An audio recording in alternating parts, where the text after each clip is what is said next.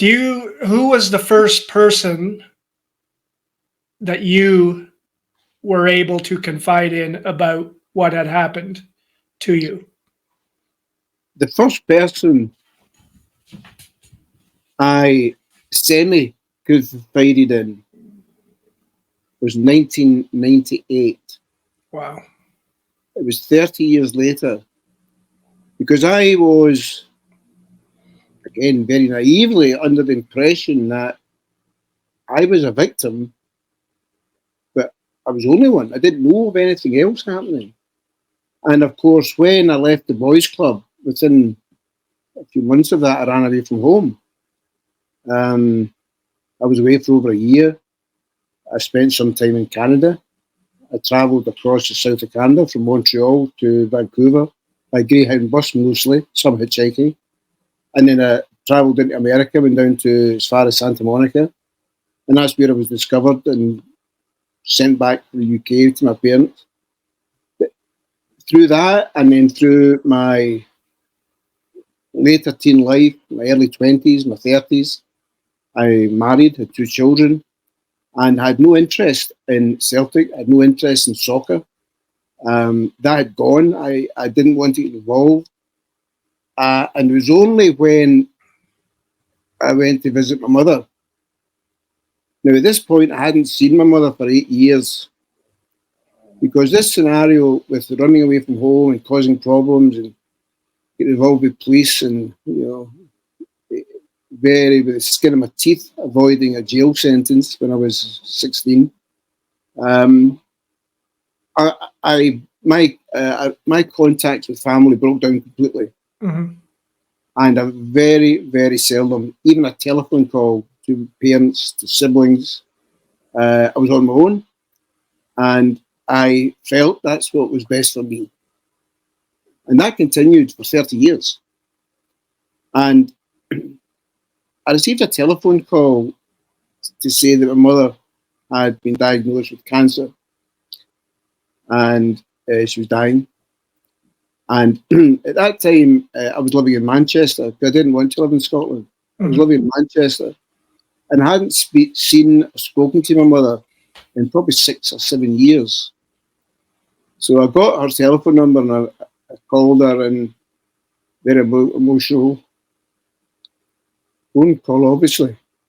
And I travelled down to where she was, just outside Colchester in England, and spent some time with her. And over the next 7 or 8 months, her health deteriorated. And it came to a point where I was with her one night, and she literally had days, possibly weeks, possibly days to live. And at that time, there was a newspaper article. It was in her room, in her lounge, and she picked it up and showed me it. And it was about Jim Torbett. And Jim Torbett had just been convicted of abusing 3 children in 1967. So my mother said to me, "Did anything happen to you when you were at the boys' club?" You'll understand, Scott, my mother was dying of cancer. There's no way.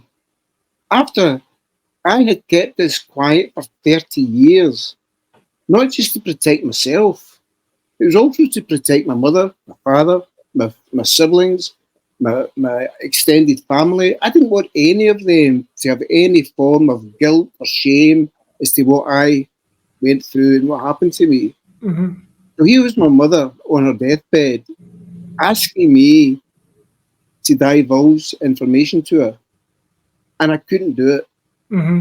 I lied to her, as I'd done often in a lie. I said, "No, don't be silly, Mum, nothing happened to me." And she then came out with a statement where she said, "Gordon, your dad found a letter that you had written to Jim Torbett in your bedroom. And you'd written in that letter to Jim Torbett to stop hurting you."